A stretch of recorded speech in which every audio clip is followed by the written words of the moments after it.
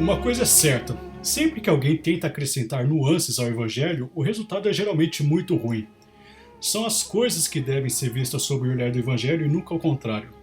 O motivo é muito claro, pelo menos para um católico como eu. Os evangelhos modulam os dispersos aspectos da verdade em um vasto horizonte de completude e perfeição. Desde as verdades da filosofia grega pagã, que fizeram seu matrimônio com a cristandade via São Tomás de Aquino, até o Antigo Testamento dos judeus, a centralidade de Cristo, tal como uma estrela fumegante no céu, é algo que atrai todos os povos, culturas e filosofias que verdadeiramente se ocupam da busca da verdade, tal como atraiu os reis magos no deserto. Cristo é o centro e tudo mais é periférico.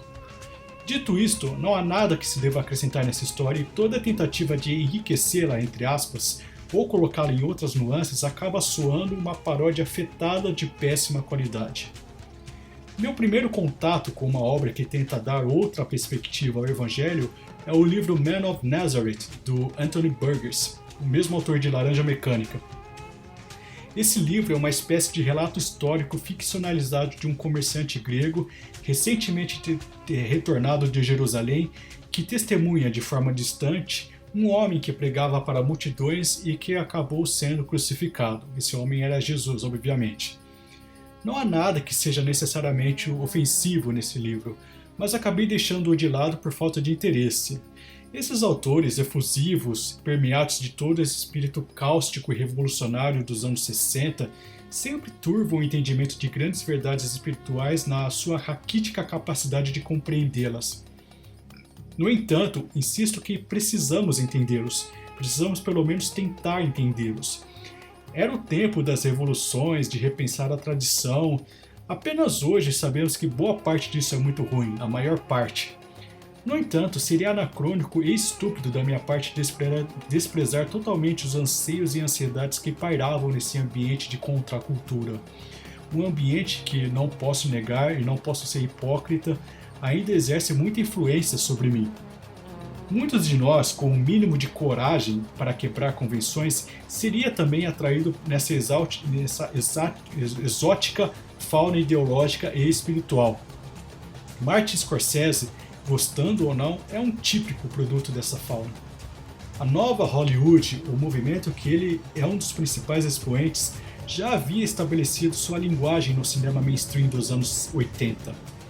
Os anos 60 e 70 testemunharam os suntuosos e aleatórios simbolismos de Jodorowsky e as letras de rock psicodélico.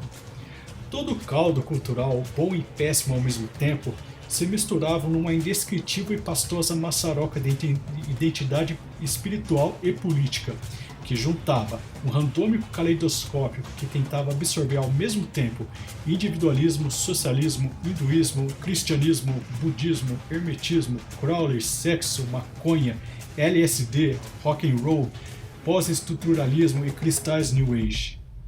Entender um pouco o aroma cultural e artístico da época ajuda um pouco a entender a Última Tentação de Cristo, de Martin Scorsese. O filme não é baseado nos evangelhos e isso ele deixa bem claro desde o início. Ele é baseado no romance homônimo do poeta grego Nikos Kazantzakis. A obra de Kazantzakis lida com dois temas principais: a sua luta espiritual e seu intenso patriotismo grego, realçado na defesa da sua terra natal contra invasões estrangeiras. Nos últimos 2 séculos, a Grécia, o berço da civilização ocidental, lutou ardentemente e com sucesso pela independência dos turcos, mas sofreu com a ocupação cruel pela Alemanha nazista e seus aliados italianos e búlgaros. Em A Última Tentação de Cristo, o Messias esperado por Judas, no filme de Scorsese representado por Harvey Keitel, é uma espécie de zelota. Judas, no filme e no livro, esperava um Messias que promoveria a libertação política da Judéia do jugo romano. Nikos tentou exprimir no seu espírito patriótico grego a admirável figura dos guerreiros zelotas. Sua admiração a essas figuras era incendiária e revolucionária. E um dos motivos dele se decepcionar com o cristianismo, em especial com a figura de Cristo, é, segundo ele, o foco excessivo no reino dos céus. Kazantzakis buscou então refúgio no budismo, na filosofia de Nietzsche e no comunismo, retornando ao cristianismo em anos posteriores, do qual A Última Tentação de Cristo é uma obra que representa essa volta. Sua volta ao cristianismo, no entanto, trouxe uma bagagem de interpretações díspares e profanas, acumulados nesses anos de easy ride ideológico e espiritual, dando mais ênfase no lado humano e menos divino de Cristo. A Última Tentação de Cristo retrata a vida de Jesus em sua luta contra as várias formas de tentação, incluindo medo, dúvida, depressão e a relutância de se colocar ao sacrifício. Não vou me alongar nos inumeráveis aspectos controversos desse filme ou do livro, nem vou me alongar muito no evidente apuro técnico do filme e o grande envolvimento dos atores e do próprio diretor no projeto. Os pontos mais problemáticos do livro são frutos diretos dos pontos mais problemáticos do livro, são uma herança dele. Não há como dizer que é um filme tecnicamente ruim. No entanto, não há também como eu separar os aspectos técnicos do retorcido viés no qual eles foram empregados.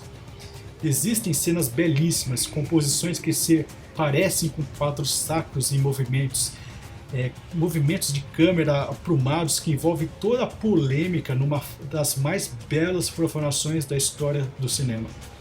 O fato de eu não me impor uma censura ou experiência estética e, ao mesmo tempo, me assumir como cristão, fez com que minha avaliação crítica a esse filme fosse algo indescritivelmente difícil, e optei por torná-la inconclusiva. Dando a palavra para Scorsese, percebemos que a ideia da Última Tentação de Cristo é colocar um eixo possibilidade, um exercício de imaginar o que aconteceria se Cristo tivesse abandonado seu sacrifício na cruz. De alguma forma completamente retorcida e, acredito, inocente, Scorsese queria realçar a importância do sacrifício de Cristo nas dores humanas, menos físicas e mais metafísicas, em frente à sua sagrada e salvífica missão. Longe de eu dar uma justificativa contra as contundentes e justas indisposições que os religiosos tiveram em relação ao filme, mas o arco mais controverso dele pode ainda se valer da desculpa de ser uma imaginação, um momento de delírio humanamente compreensível diante das lancinantes dores dos flagelos da sua condenação. Não há nada que eu veja de escandaloso nisso, pois as figuras de Nosso Senhor nas igrejas sugerem pouco desespero e muito mais uma resignação estoica e petrificada sujeição. Acredito piamente que Cristo tenha sentido, gritado e chorado e tenha ficado amargurado ao longo da sua via crucis. Em A Última Tentação de Cristo, Jesus é tentado por Satanás, que se fantasia de um anjo e faz ele, argumentando com ele, ele sair da cruz e casar-se com Maria Madalena. A partir daí ele se imagina numa vida conjugal com ela, formando uma família. Muitos religiosos devem ter saído do cinema nesse exato momento, e a fama do filme parou mais ou menos por aí. No entanto, mais pra frente, vemos que o filme complexifica seu próprio discurso, mostrando a grande infelicidade de Cristo por não morrer pelos pecados da humanidade. Jesus, enfim, vence a última tentação e finalmente abraça sua identidade messiânica no final, escolhendo morrer, coisa que é pouco comentada pelos detratores do filme.